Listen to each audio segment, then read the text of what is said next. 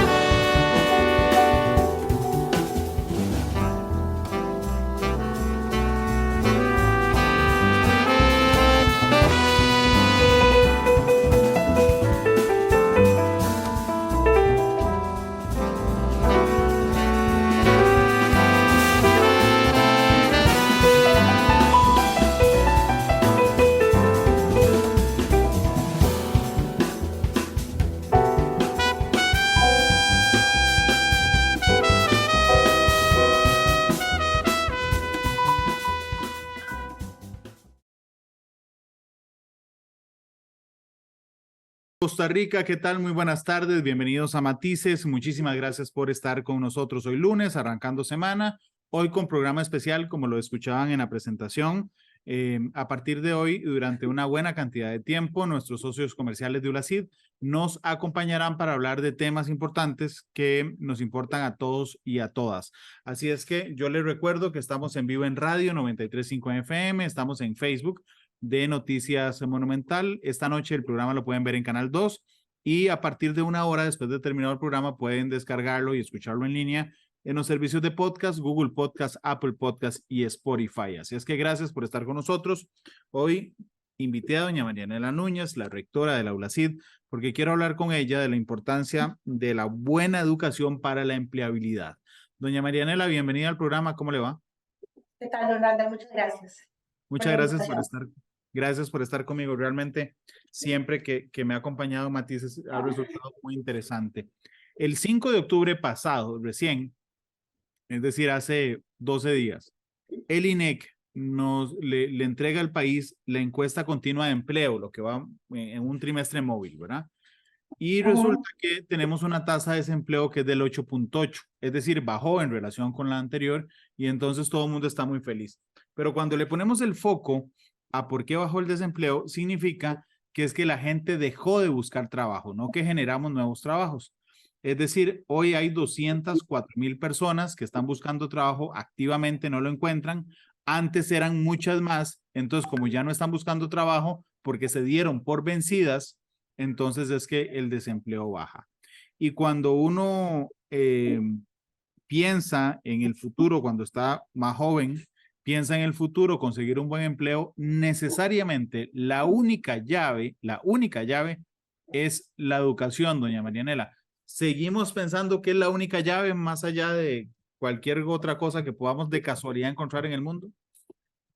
A título personal, convencida y creo que esa es también la convicción de parte de ULACID, creer que la forma decente, elegante, la ética es aspirar a que las personas podamos desarrollar al máximo todas nuestras aptitudes, todas nuestras competencias y ponerlas al servicio de las empresas, de las organizaciones y por supuesto también al servicio del emprendimiento, porque no solo generamos riqueza y dinamizamos la economía por medio de la generación de empleados, también tenemos que formar espíritu emprendedor, las personas que van a venir a liderar las nuevas empresas, que van a gestionar las nuevas ideas, los nuevos descubrimientos, las nuevas patentes, pero definitivamente, don Randall, yo creo que la convicción tiene que ir en términos de que la educación es la herramienta correcta, es el mecanismo por el medio del cual las personas podemos crecer, podemos incorporarnos de forma activa en los distintos sectores de la sociedad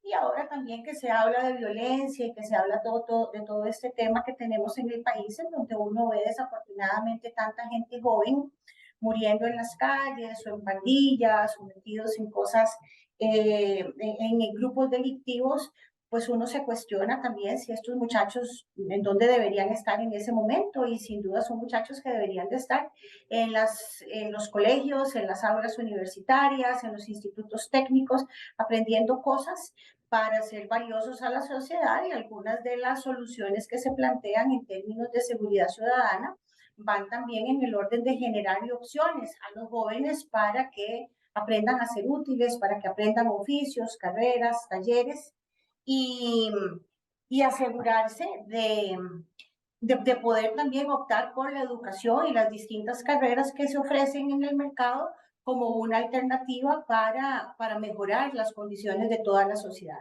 La educación es sin duda es la herramienta, y precisamente por ser esa herramienta, don Randall y toda la gente que nos escucha, pues no es fácil, la educación no es fácil, requiere de disciplina, requiere de esfuerzo, requiere de compromiso, pero bueno, de eso se trata todo en la vida, ¿verdad? Sí, claro. De hecho, lo he conversado en otros programas con usted, pero ¿cómo hacemos para empatar, doña Marianela, digamos, la responsabilidad de un muchacho o una muchacha de 17 años, ¿ok? De escoger bien, porque yo le puedo decir, yo tengo 41 y tal vez ya a esta altura de mi vida logre percibir que efectivamente la educación es la única llave a conseguir un empleo, un buen empleo posteriormente. Ok, pero tengo 41 años. ¿Cómo transmito eso a mis hijos, los que tienen que escoger universidad pronto para que puedan escoger una buena carrera, una buena universidad y sobre todo en el ejercicio diario de ese esfuerzo que se traduce justamente a través de la disciplina, doña Marianela? Randall, ahí está la clave, y esa es quizá el nudo gordiano que tenemos que desatar, porque realmente pues los padres de familia cumplen una función fundamental. Fíjese que yo tuve la oportunidad de ya bien adulta de especializarme en administración educativa, y me especialicé en todo lo que tiene que ver con servicios estudiantiles, y uno de los temas fundamentales que uno estudia es el tema de cómo el principal equipo de apoyo, el primer grupo de apoyo de los jóvenes son los padres, y son los padres los que tienen que modelarle a los hijos desde el principio altas expectativas. Si yo desde el chiquito, desde pequeño utilizo frases peyorativas como que no es inteligente, le cuesta, es malo en matemática, o yo le veo pocas posibilidades a usted de ser profesional, pues desde el principio ya yo sentencié a ese niño. Entonces realmente todo empieza desde las familias. Voy a poner un ejemplo, bueno, pues que es mi experiencia personal. Yo tengo una hija de 29 años, es médico, y ella siempre dice, yo tenía muy claro que yo tenía libertad para escoger carrera, pero de saliendo del colegio, mi única posibilidad era la universidad, y siempre lo tuvo claro, y pudo escoger la carrera que quiso. Y digamos, ¿qué quiero resaltar de esto? Que desde muy pequeña hablamos de eso, siempre hablamos de planes de vida, siempre hablamos de planes de carrera, siempre hablamos de después de esto sigue esto, siempre hablamos de la importancia de estudiar, de complementar. Entonces, feo decirlo, pero es que ese es el patrón que debiéramos de tener en todas las familias, y a veces lo hemos conversado. ¿De qué conversamos los padres con nuestros hijos a la hora de la cena? ¿De qué hablamos cuando vamos en el carro? Tenemos que hablar de planes a futuro. Pero si ni los mismos padres entre nosotros conversamos acerca de lo que queremos de ese hijo, acerca de qué queremos modelarle, acerca de qué patrones de vida, y cuando hablo de patrones de vida o caminos de carrera, es porque es parte también de las cosas que hacemos acá en ULACID. Cuando los estudiantes llegan, muchas veces vienen porque el papá o la mamá los presionó, o muchas veces vienen y tal vez la carrera no es necesariamente la que les hace clic, esa carrera con la que usted dice voy a hacer, es la carrera que me va a hacer feliz en mi vida laboral por 25, 30 años o más de 30 si corresponde. Pero todo empieza, don Randall, desde niños, cuando desde niños les hacemos ver que son brillantes, que son inteligentes, que tienen aptitudes, que pueden lograr grandes cosas, que pueden ser científicos, que pueden ser catedráticos, que pueden alcanzar lo que quieran, pero además tenemos un sistema educativo que les ayude a desarrollar todo ese potencial y todas esas habilidades. Pero por siempre yo insistiré, hay dos factores esenciales. La familia, que no solo se compone de los padres, también influyen mucho tíos y algunas otras personas, porque hay familias en donde no hay profesionales de primera generación. Por ejemplo, Sí. yo soy profesional de primera generación en mi familia y dice la literatura que somos a quienes más nos cuesta porque en la familia no hay quien modele o quien inspire. Pero a los que tenemos esa oportunidad nos corresponde modelarle e inspirar a los otros, a sobrinos, primos, etcétera, la posibilidad de estudiar.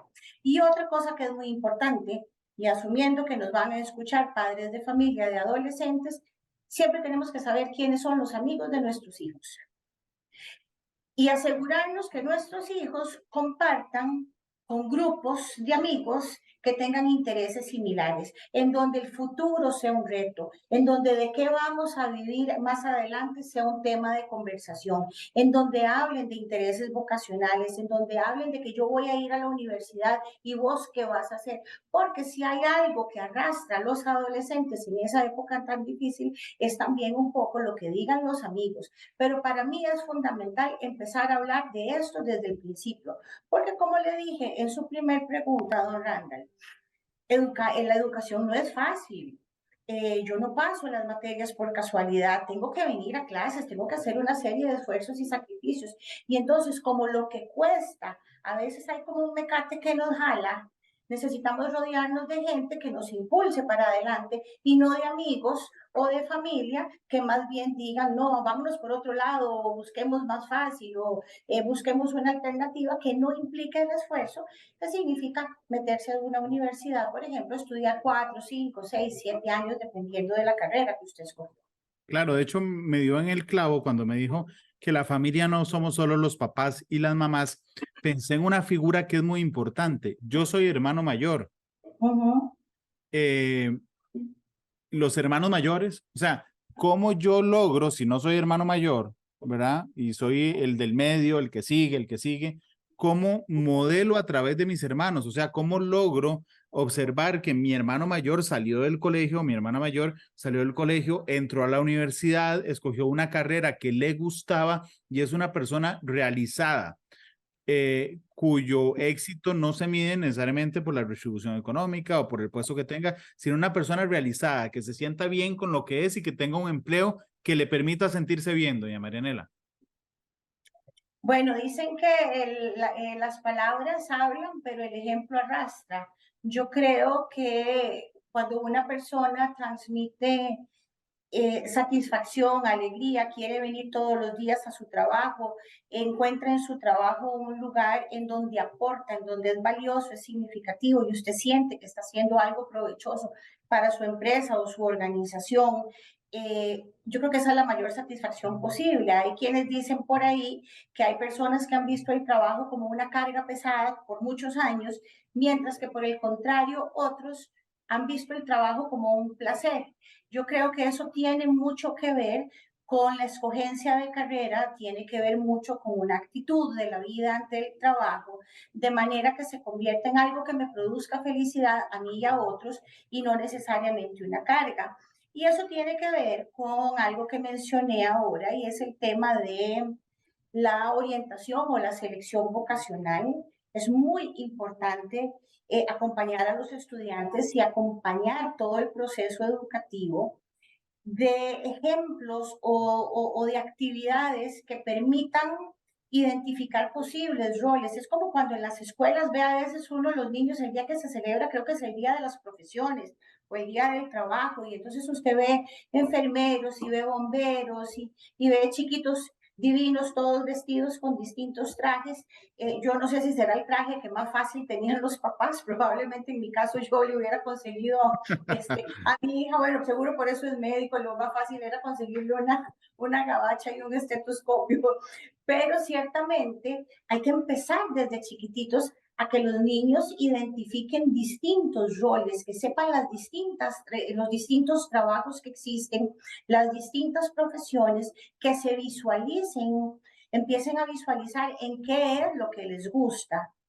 Y ya a nivel de selección de carrera, esto es fundamental. Esto es parte de las razones por las cuales, por ejemplo, en ULACID tenemos un programa de giras académicas. Todos los estudiantes de los bachilleratos y licenciaturas largas hacen una gira por periodo académico matriculado a distintas empresas importantes del país.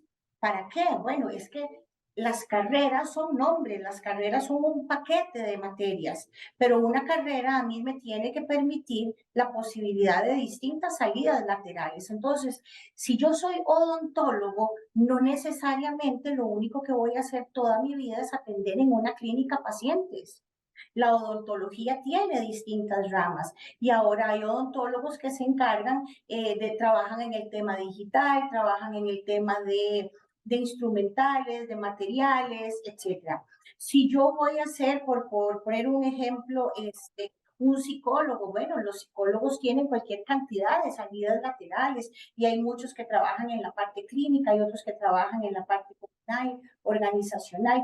Entonces hay que darle a los estudiantes la posibilidad de identificar posibles roles porque las carreras, don Randall, además van a empezar a evolucionar. Este modelo tradicional de carreras que tenemos, en donde yo compro un paquete de una carrera que se llama con un nombre, llevo 40, 50, 60 materias y me gradúo con esa carrera, eso a corto plazo va a ir variando. Costa Rica todavía va un poco lento, pero esto es muy positivo, creo yo, porque va a permitir que las personas puedan escoger. Siempre va a haber un núcleo básico, por supuesto, pero eso va a permitir que las personas podamos escoger el grupo de materias selectivas de acuerdo con nuestros intereses. Entonces, por ejemplo, si usted como periodista lo que le gusta es la prensa escrita, probablemente usted escoja 10, 12 materias en donde vayan a hablar de escritura y en donde vayan a hablar de redacción de ensayos y en donde vayan a hablar de redacción de papers, etcétera. Y entonces usted va a tener esa posibilidad, porque ciertamente, pues el trabajo tiene que ofrecernos todas esas oportunidades para explotar aquello que me hace feliz, que yo pueda desarrollarme en lo que soy muy bueno. Y definitivamente, pues esto se traduce que una persona feliz en su trabajo, feliz en su proceso académico, muy probablemente va a ser una persona que se agarre, que se enganche muy bien del sistema académico, persista y sea exitoso. Vea qué interesante. Estaba viendo algunos números del último estudio del INEC, justamente, ¿verdad? Y los estaba desagregando. ¿Okay? En nuestro país hay personas trabajando en este momento, 2.112.670 personas, ¿ok? Pero que tengan la universidad terminada, ¿ok? Solo hay 480.696. Voy a hacer una regla de 3 en este momento para determinar, vamos a ver, por 100 dividido en 2.112.670 para determinar. Solo el 23,3%, es decir, solo 1 de cada 4 personas que trabajan en este momento en Costa Rica tienen la universidad terminada, tienen un título universitario. Qué fuerte, porque ese 1 de cada 4 le lleva ventaja a los otros 3 en conseguir, no necesariamente en conseguir trabajo, en conseguir un trabajo justo, bien remunerado, pero que además, disculpen si esto suena muy fuerte, pero que uno se dé el tupé de escoger qué hace en la vida, que haga algo que le guste, doña Marianela. Solo 1 de cada 4, los números, no sé cuáles son en otros países, pero aquí al menos me alarma. Sí, don Randall, es alarmante ciertamente y yo le voy a agregar un dato de una encuesta de hace también un par de semanas de Manpower Group, en donde dice que habla sobre la escasez de talento en el 2023 y dice que un 70% de los empleadores se enfrentan dificultades para encontrar personal calificado. Esto agrava la situación porque no necesariamente significa que todo ese dato de gente que está trabajando y que usted dice que podría ser más o menos feliz, está siendo feliz a sus empleadores, ¿verdad? Claro. Muchos de los empleadores tienen a esta gente contratada de la que hay. Pero cuando un 70% de los empleadores dice que está encontrando el personal que necesita, que no tienen las competencias que necesitan, que no está teniendo esa capacidad para adaptarse a las empresas, etcétera. Esto significa que todo el tema del trabajo en el país debe ser analizado y debe ser analizado porque tenemos que formar a las personas en las carreras, es decir, en las disciplinas que se necesitan, pero también con todos los valores agregados que hoy por hoy sabemos que son fundamentales y que tienen que ver con el desarrollo de las competencias blandas, las competencias digitales, las competencias alfabetizacionales, con todo el tema del multilingüismo. Y hoy por hoy, bueno, pues también con todo un tema que tiene que ver, está muy relacionado con las habilidades blandas, pero todo es el tema de cómo ser feliz en el trabajo. Por ejemplo, en ULACIN tenemos todo un proyecto de empleabilidad en donde hablamos de cómo desarrollar las competencias, de cómo nuestro rol es desarrollar en el estudiante las competencias para la vida y para el trabajo, porque no hay trabajadores separados de las personas, ni personas separadas de los trabajadores, somos seres integrales.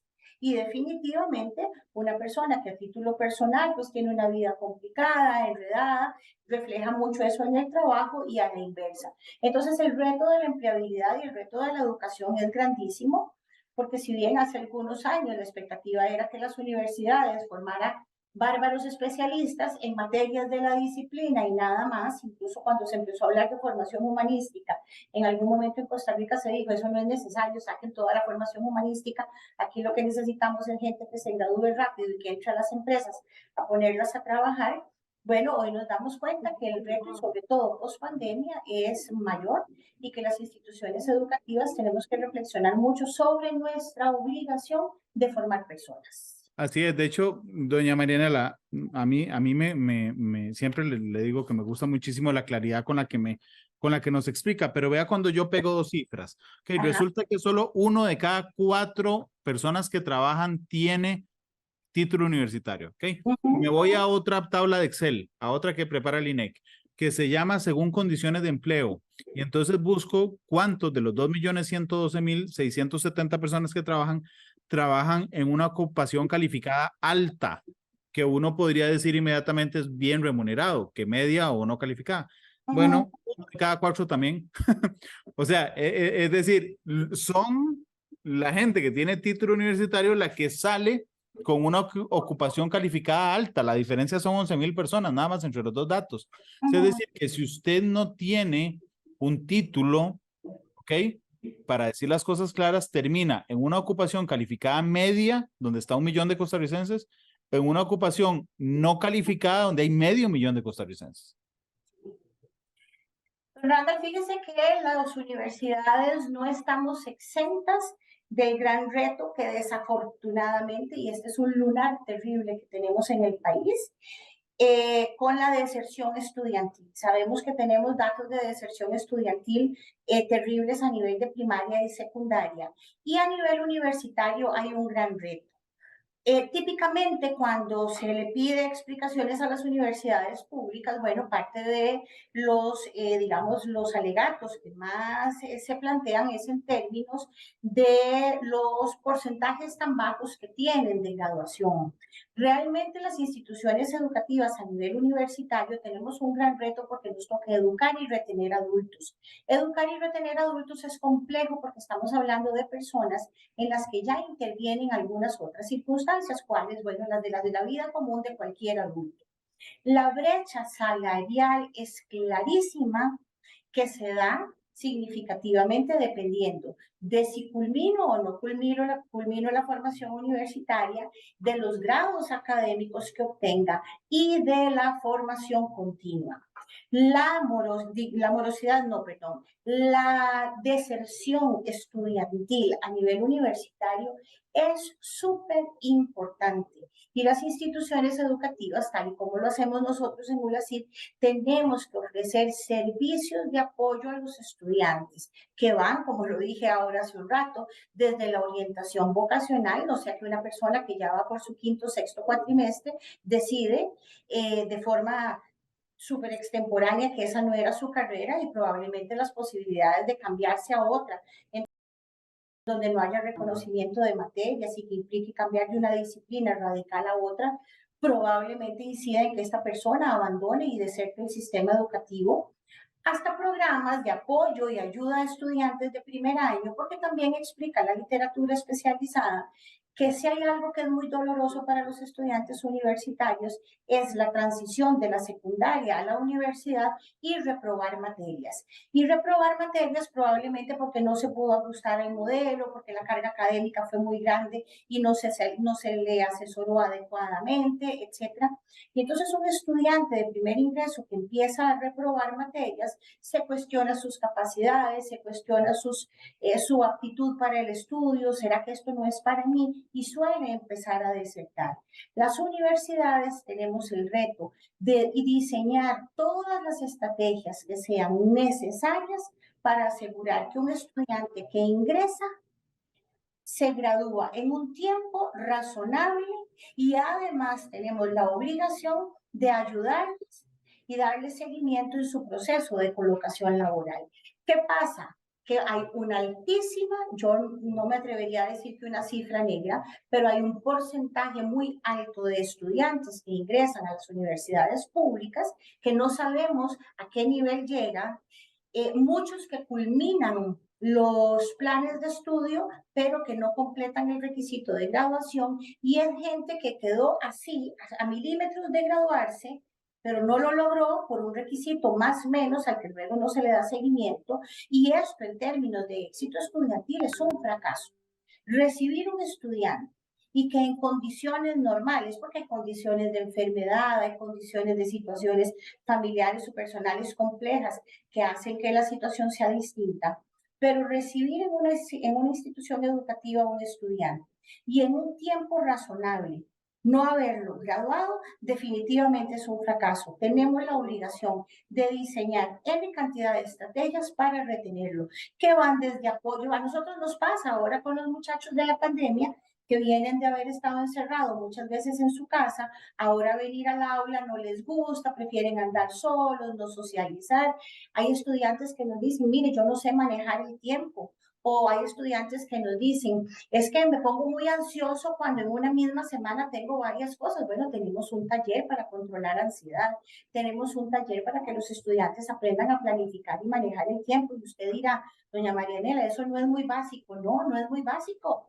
Lo agradecen y les ha servido montones porque no saben diseñar una agenda, no saben planificar cuántas horas de sueño, que es fundamental, cuánto tiempo para los amigos, cuánto tiempo para las comidas, etc. Entonces, el éxito estudiantil definitivamente se mide por esos indicadores y nosotros definitivamente tenemos que asegurar de tener la mayor cantidad de graduandos, la mayor cantidad de promociones, porque todo esto tiene que ver mucho con el tema también económico del país y esas brechas salariales está clarísimo, tal y como usted lo señala, que van mucho en función de la graduación. Estoy recordando que el año pasado conversamos mucho sobre un estudio del Foro Económico Mundial en donde hablaba de las carreras cortas y presentaban alguna estadística en donde señala, bueno, si bien es cierto estudio no se refiere solo a carreras universitarias, existen programas técnicos y programas cortos, ellos explicaban cómo, si no me equivoco, existía un 45% de sobresalario entre personas que completaban carreras cortas, es decir, se graduaban de programas de 12, 16 materias, versus personas que se matriculaban en universidades y no completaban el plan de estudios. Entonces, vea qué importante que incluso independientemente de lo corto o largo de un programa, la graduación, o decir, la compleción de un programa, tiene mucho que ver con que esta persona se considere ya como un técnico o un especialista en X disciplina y que para efectos salariales exista un reconocimiento que finalmente es lo que se quiere. ¿Esto qué significa? Bueno, que también una opción para muchas personas es empezar por una carrera corta que le permite incorporarse en el mercado laboral y luego seguir optando por una carrera universitaria. O por microcredenciales que le llamamos nosotros, que es ahora algo que se estila mucho, que tiene que ver con certificaciones y con valores agregados adicionales. Claro. Doña Marianela, permítame hacer una pausa comercial La primera, vamos a hacer 2 hoy en Matices. Esta es la primera pausa comercial. Nos quedan unos 18 minutos de programa. Ya volvemos porque me interesa mucho cuando doña Marianela dice, damos cursos para el manejo del tiempo, para el manejo de la ansiedad. Tiene razón ella, cualquiera diría, sabe, ya están en AU. Bueno, resulta que eso es lo que nos estamos encontrando, o lo que se están encontrando ellos, de los estudiantes que ingresan a la universidad. Vamos a la pausa, regresamos con más de Matices.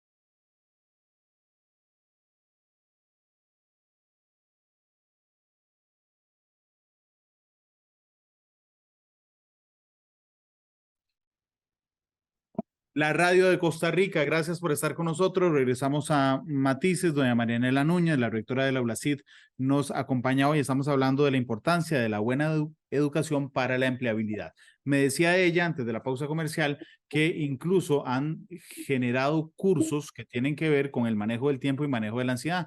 Y decía yo antes del corte que uno puede decir, bueno, pero suave, ya están en AU. Bueno, pero resulta que más allá de que estén nominalmente o no nominalmente en AU, lo que encuentran en la práctica, doña Marianela, es que eso falta y por lo tanto las instituciones responsables, como es la ULACID, pues tendrá que corregir también eso o llenar también ese espacio con el fin de lograr buenos profesionales.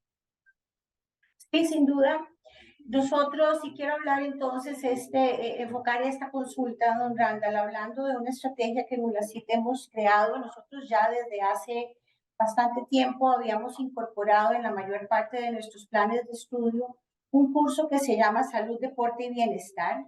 Y usted dirá, ¿por qué gente de carreras de ingenierías o de ciencias de la salud o del área de ciencias sociales tiene que llevar un curso que se llama Salud, Deporte y Bienestar? Bueno, porque es fundamental, como que ya dije, porque el ser humano es integral y porque hemos venido dándonos cuenta que nuestros estudiantes, adolescentes, tienen malas prácticas en el tema del cuidado preventivo de su salud, en el tema de malos hábitos de estudio, malos hábitos de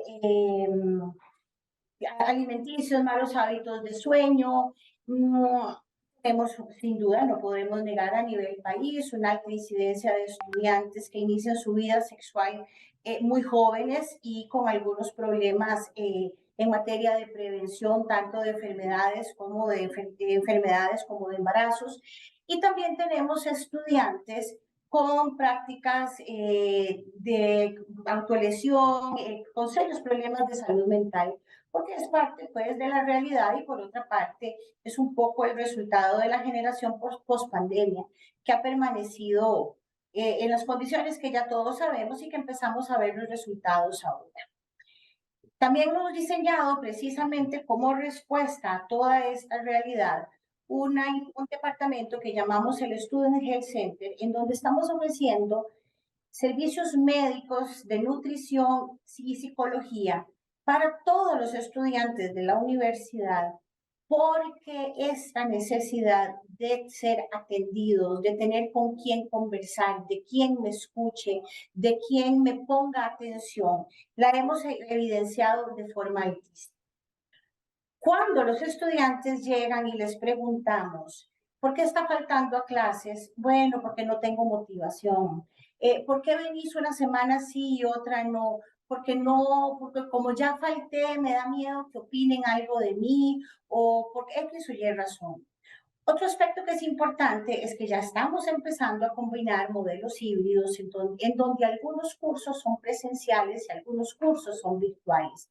Y estamos teniendo algunas tendencias de alumnos que quisieran solo modalidad presencial. Bueno, ¿por qué? Porque no quieren que estar en sus casas, y otros que más bien querrían todo virtual para seguir encerrados en sus casas y no tener contactos con otros, y otros muchos que se mueven fácilmente por el mundo sin ningún problema porque son chiquillos más resilientes y que han logrado, digamos, superar todas estas adversidades.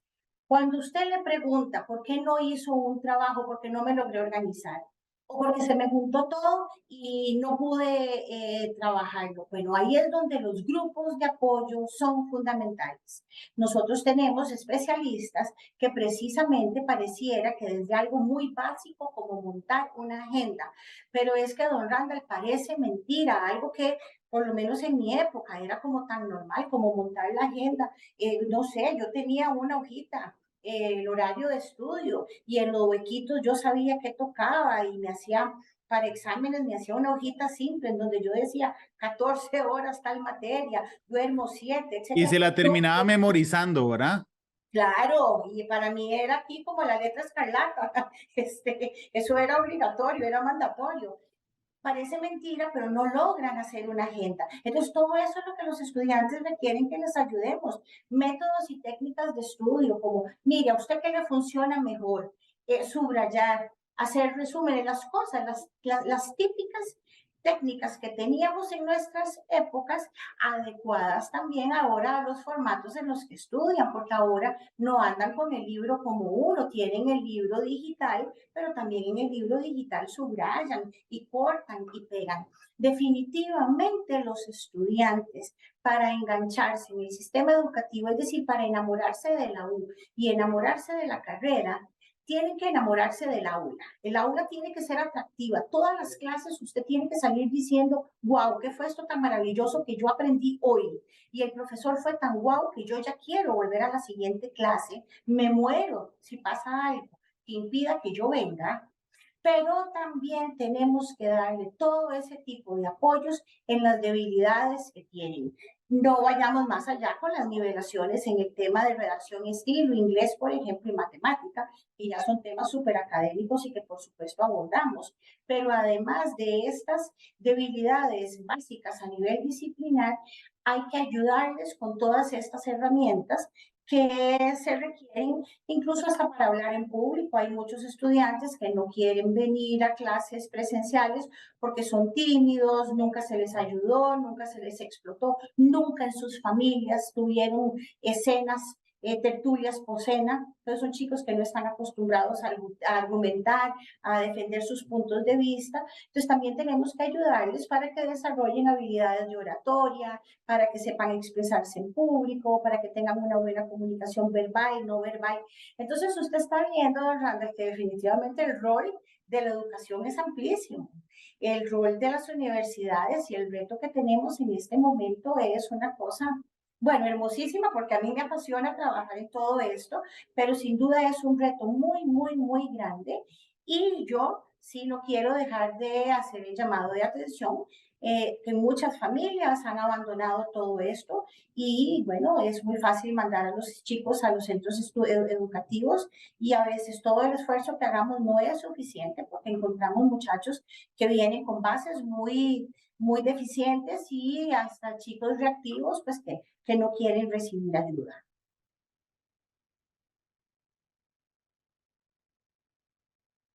Ahora sí, perdón, había cerrado el micrófono. Doña Mariana, permítame ir a la otra pausa y regresamos. Nos quedan más o menos unos 8 o 9 minutos de programa, así es que vamos a la pausa, regresamos con más. Gracias.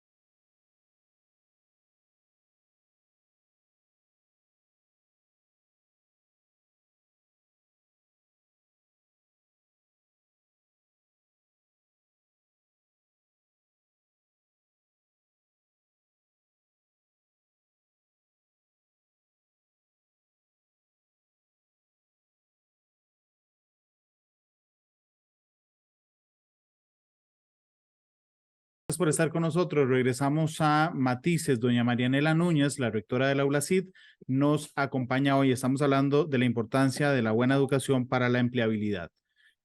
Ustedes, yo siempre me pongo cuando alguno de mis hijos o algo, o sobrinos llega y no aprendió algo que tuvo que haber aprendido en el cole, digo, no, es que usted ya va a llegar a la U echado a perder.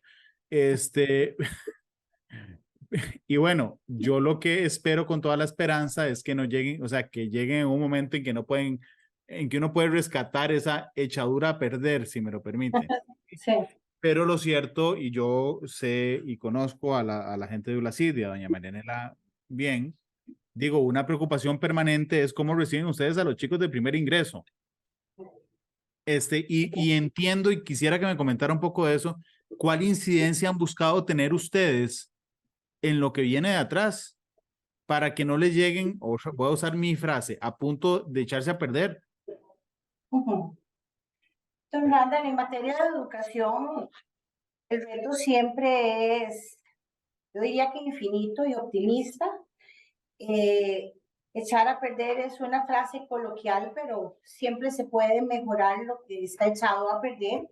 El tema es la base en la que usted aprende. En educación hablamos de andamiaje, hablamos de bases, y la educación pues obviamente se construye sobre bases sólidas. Entonces pues no es lo mismo recibir un estudiante que cuando viene y hace su examen de ubicación de inglés tiene un nivel de B2 o tiene hasta un nivel de C1, en donde uno dice, bueno, ya este es un muchacho bilingüe. En lugar de ponerlo a llevar inglés, le voy a ofrecer que lleve, bueno, una de las lenguas que se recomienda ahora de alta demanda laboral, portugués, a que venga una persona que tuvo el mismo proceso educativo, la misma cantidad de años, pero en otro centro educativo, y tengo que colocarlo en un nivel incluso prebásico.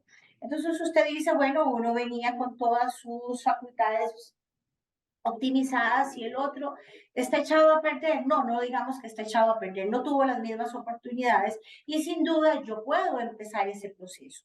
Aquí lo lamentable es porque yo tengo que recibir muchachos de 17 y 18 años en condiciones desiguales, en donde esa brecha la voy a tener que ir arrastrando por mucho tiempo, y mientras que uno ya sabe inglés, el otro tiene que empezar desde un prebásico.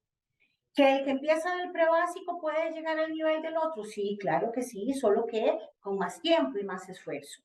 Igual pasa con matemática. Vienen muchachos de estudiantes de colegios privados, hay que decirlo, pues es la realidad, y ellos vienen con un nivel de calificaciones y con una ubicación que les permite superar el nivel de precálculo y bicálculo, por ejemplo. Entran al curso de cálculo 2 o ya entran a cursos más avanzados. Mientras que vienen otros estudiantes de que tengo que mandarlos a precálculo porque tuvieron una pésima formación. Entonces, yo diría que más que tratarse de echar a perder, se trata de brechas en donde no puedo llevar a gente igual con los mismos niveles y desarrollarlos, digamos, con la misma velocidad o con el mismo nivel de progresión. Pero que se puede, se puede. Y se puede si las instituciones educativas les damos las herramientas para nivelarse, pero con una clara, una cuestión que es súper obvia, ¿verdad? Es una verdad evidente. Siempre y cuando esta persona tenga la aptitud para enfrentar ese desafío, porque no lo va a lograr, porque le abrí el cerebro y le metí los libros, no lo va a lograr sin esfuerzo. Entonces, esas personas que vienen echadas a perder, esas personas que son víctimas, digamos, de todos los problemas y los rezagos que hemos tenido a nivel educativo, por supuesto que lo pueden lograr y lo van a lograr, lo van a lograr porque les damos los cursos, les damos los apoyos, tenemos los profesores contratados para que los atiendan extra clase, para que se sienten y veamos la fórmula, para que revisemos por qué saliste mal en esto, para que hagamos el ejercicio de hacer una y mil veces la operación hasta lograr entender cuál es la lógica que hay detrás. Es decir, que sí se puede porque estamos hablando de educación. Y en educación, si la persona aporta y el sistema educativo está diseñado para hacerlo, lo vamos a lograr. Pero el gap entre los que están antes y los después, esa desproporción entre los que tuvieron acceso a mejores recursos y otros que injustamente no lo tuvieron, se mantiene. Y los que están rezagados definitivamente tienen que hacer un esfuerzo superior, un esfuerzo muy importante, pero es posible hacerlo. Ahora, este gap no solamente está en matemática y en inglés. Es importante hablar del tema de la redacción y la ortografía. Y don Randall, un estudiante que tiene mala redacción y ortografía, la corrige leyendo. Las posibilidades de que alguien que sea un buen lector no tenga una buena redacción y una buena ortografía son casi nulas. Tenemos serios problemas de léxico con los estudiantes. Los estudiantes manejan poquísimas palabras, poquísimas realmente. Bueno, ¿cómo mejoramos el léxico? Leyendo. Entonces, sí hay cosas simples que se pueden hacer desde las casas a título individual si yo quiero superarme, pero las instituciones educativas podemos hacer muchas cosas para lograr esa nivelación y poder llevar a esas personas a niveles importantes de su proceso formativo. Que siempre los demás van a ir antes, sí, y esa es la parte pues que uno dice es injusta porque deberíamos de darle a nuestros jóvenes en el sector público un sistema educativo que permita que lleguen bien a las universidades. Claro, doña Marianela, ya para terminar en el último minuto que nos queda de programa, no todas, y lo digo con mucho aprecio, no todas las universidades y las instituciones de educación superior se comprometen en arreglar lo desarreglado. ¿Por qué ustedes sí lo hacen? No es común. Bueno, lo hacemos, don Randall, porque ULACIT es una institución educativa profundamente convencida de su rol, de su impacto. Yo creo que hayamos sido reconocidos por 13º año consecutivo como la universidad privada número 1 de Costa Rica y Centroamérica, fundamentalmente por la preferencia de los empleadores, nos obliga más que antes moralmente a preocuparnos por atender este tema. Este compromiso está en nuestro ADN, pero el saber que nuestros empleadores, que los empleadores del país están prefiriendo a nuestros egresados, sin duda yo lo veo como un mandato en términos de que cada vez debemos hacer mejor las cosas, debemos asegurarnos por la formación de profesionales, de personas, de preocuparnos por el desarrollo de las habilidades blandas de estos muchachos, de asegurarnos de darles la mejor formación académica con las carreras más actualizadas, las carreras del futuro, con los recursos tecnológicos, con tecnología de punta, porque definitivamente sí, casi que como para terminar como empezamos la conversación, don Randall, es que estamos convencidos de que la educación es la forma correcta de hacer las cosas, es la forma correcta de darle el valor y significancia a la vida del ser humano. Y este trabajo que tenemos afortunadamente es maravilloso porque nos permite ver el crecimiento de las personas, nos permite ver el desarrollo, nos permite ver su evolución y definitivamente para ULACIT este es su compromiso con todos los estudiantes y con la sociedad costarricense. Doña Marianela, le agradezco muchísimo que nos haya acompañado hoy, ha sido muy interesante. Seguiremos contando, no solo en temas como este, en muchos temas con el aporte que yo valoro muchísimo de la ULACIT, así es que muchas gracias, doña Marianela. Gracias. Bueno, no me van a creer, pero lo que pasó fue que mi computadora se apagó y bueno, inmediatamente me volví a la otra en la última pregunta de todo el programa, que era la canción de cierre de doña Marianela Núñez, la rectora de ULACIT. Doña Marianela, ¿cuál canción? Hoy voy a querer escuchar a Elvis Presley, yo soy de gustos clásicos, con Suspicious Mind. ¿Y por qué esa canción?